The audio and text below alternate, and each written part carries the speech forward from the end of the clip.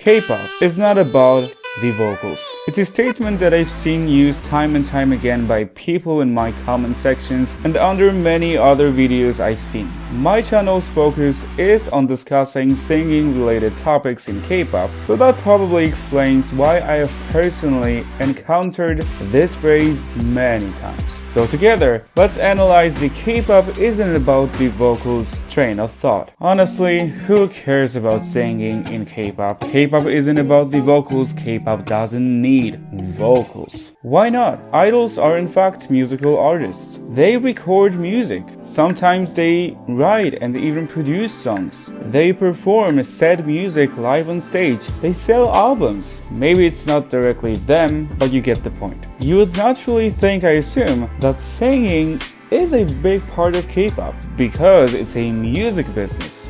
So apparently it's a bit of a more tricky situation. But if K-pop isn't about singing and vocals are mostly irrelevant, at what point then do idols become beautiful people who get to wear expensive clothes, who have also been trained in performing choreographies and making fun facial expressions? Do we as fans want idols to be reduced to attractive show dolls who can dance well enough to be entertaining? I actually don't think it's what people want, at least not for the most part. I think a much more suitable statement would be not that K-pop isn't about the vocals, but that K-pop isn't just about the vocals, because that is absolutely true. K-pop idols aren't there to sing and sing only. They can shine as brightly, if not more, in other ways as well. Please keep in mind that these are just a few examples, by the way. But Boa, Momo, Seulgi, Lisa, Changha, Chaeyeon, Kai, jhope, taemin, Ten, Hoshi, Niki. These idols have all spent many hours in the practice room to become some of the most impressive dancers that the industry has to offer. Needless to say, they all deserve so much credit and appreciation, yet it has nothing to do with singing itself. But this conversation goes beyond sheer technical skill, cause K-pop is more than that. It's about Twice members coming together on stage, creating an iconic group stronger than the sum of its parts, sharing a special bond with both themselves and their fans. I mean, not to mention a group like Ghost Generation, or talk about CL and her absolutely irreplicable, powerful, once-in-a-lifetime charisma, or Giselle doing this live on stage.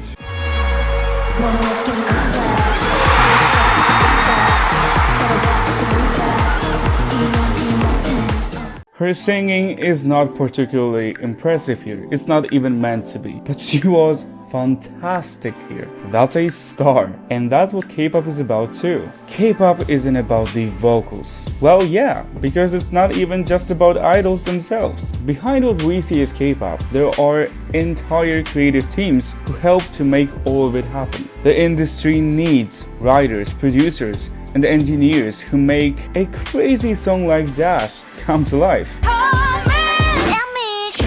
The also addicting Glitch, or the brilliant I Am. The industry needs professionals who can create high-quality, elaborate music videos, a K-pop staple. You could watch the Armageddon music video by aespa on mute and be totally amazed by what you see on the screen. Videos like, for example, Birth by Artemis or Eternally by TXT go beyond serving as complementary content to the released music. Videos like these become their own thing. It takes a village to make the one-of-a-kind group like Red Velvet. Yes, obviously, the girls can sing, they dance, they perform, but the members themselves cannot honestly take credit for the years of brilliantly executed, well-thought-out concepts, gorgeous photos, stunning music videos, great styling, and well-produced songs. So no, K-pop isn't just about singing or dancing or music itself, nor the idols alone. I think it's about all these people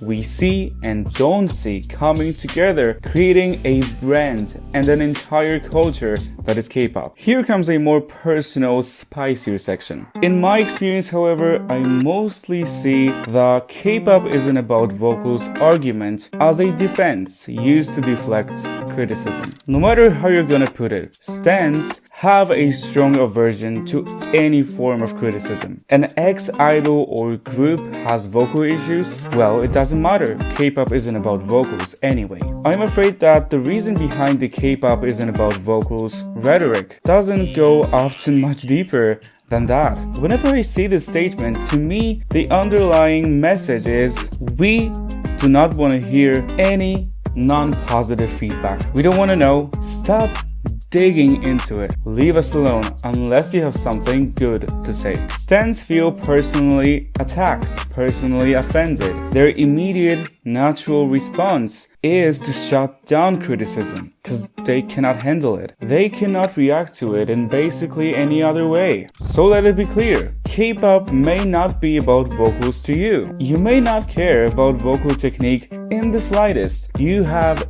every right to enjoy your favorite music and your favorite idols to the fullest. You don't owe me or anyone, for that matter, any explanation. If you can enjoy things for what they are and for what they mean to you, you are a winner in my book. However, if that's the case, you don't get to have both ways. If K-pop isn't about vocals to you and you don't really care, then you don't get to dictate the rules to who's a good vocalist and who's not based on purely subjective personal preferences. You also don't get to demand the validation of your personal preferences through technical analysis. So often I find K-pop stans seemingly needing validation for their bias choices, for whatever choices that they make. To me personally, it reads a little juvenile and insecure. I really need you to get behind my choice. You get behind your choice. I am behind my choice. I choose my choice. Charlotte, I don't have time for this. I have to go to work. Some of us still have to go to work. I choose my choice. I choose my choice. Correct me if I'm wrong, but if K-pop isn't about vocals anyway, should you then be bothered by vocal analysis at all? So maybe in fact singing does play a part in K-pop, but it just happens that it does not matter when it's your fave who messes up. And finally, the K-pop isn't about vocals phrase does a huge disservice to idols themselves. Because tell that to Taemin, who, despite a somewhat rough start, has put a ton of effort to become a much more skilled vocalist. Or Baekhyun, who's still taking vocal lessons long after EXO's debut. Or Mamamoo, refusing to lip sync.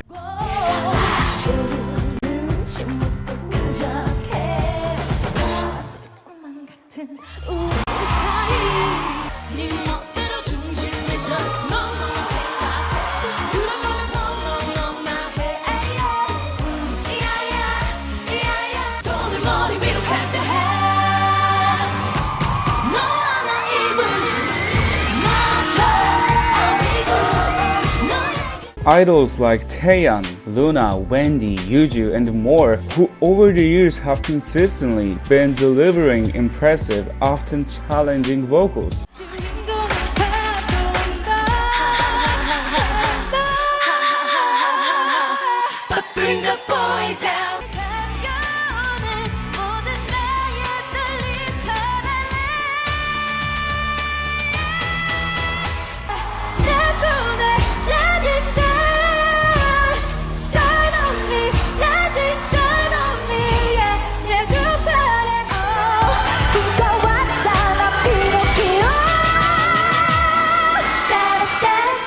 Think about even groups like IVE, Idol, Dreamcatcher, Stray Kids, ateez, who give all they got on stage.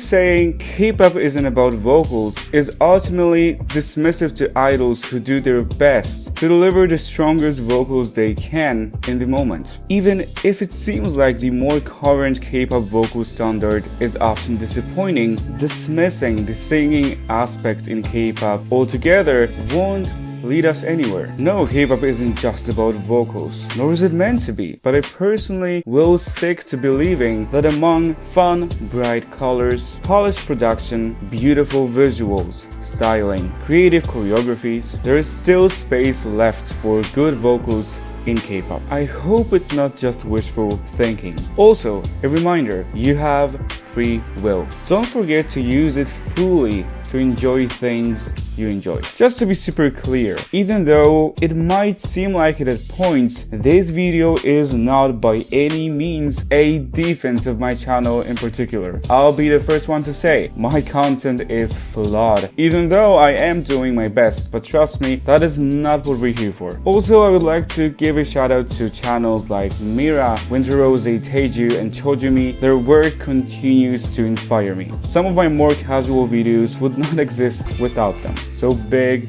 thank you. And that is all I have for you guys in this video. I hope you enjoyed it. As always, please let me know what you think about all of this. I will see you in my next one. For now, bye guys.